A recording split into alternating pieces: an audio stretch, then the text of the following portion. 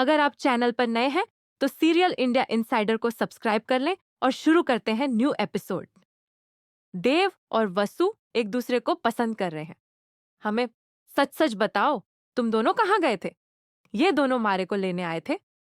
माता रानी ने हमारी ये मनोकामना सुनी और देव को नंदिनी मिल गई।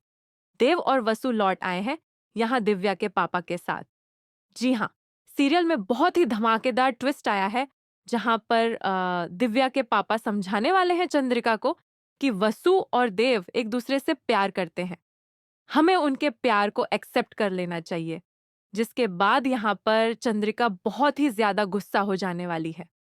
लेकिन यहीं पर सीरियल में ट्विस्ट तो तब आएगा जब वह समझाएंगे कि मैं भी तो तुझसे नाराज था ना, लेकिन फिर भी मैंने तेरे बेटे के साथ अपनी बेटी की शादी की, तो तू क्यों वसु के साथ नहीं कर सकती देव की शादी?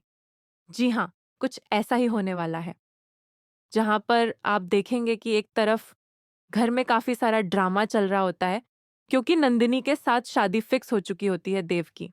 जिसके बाद अब यहाँ पर अविनाश, दिव्या और साथ ही पापा जी, वो तीनों ही कह रहे होते हैं कि आपको यहाँ से भाग जाना चाहिए वसु के साथ।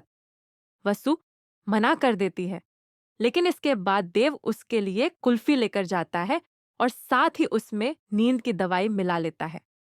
और यहाँ पर अब वसु जब उस कुल्फी को खाती है तो इसके बाद वह बेहोश हो जाती है और जैसे ही उसे उठाकर ले जा रहा होता है, यहाँ पर देव तभी सारिका देख लेती है और वह जोर जोर से चिल्लाना शुरू कर देती है।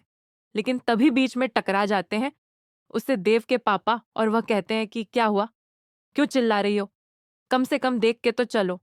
तभी वह कहती है कि देव ना वसु को कहीं लेकर जा रहा है, वह भी नशे की हालत में है, वह लड़की सही नहीं है, वह होश में ही नहीं है। जिसके बाद अब यहाँ पर वह कहते हैं अच्छा पहले मुझे दिखाओ।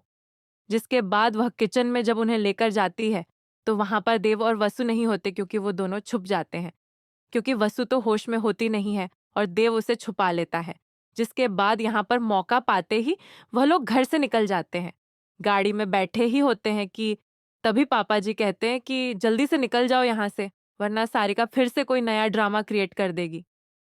लेकिन यहाँ पर अब देव जैसे ही गाड़ी स्टार्ट कर रहा होता है, गाड़ी स्टार्ट ही नहीं होती।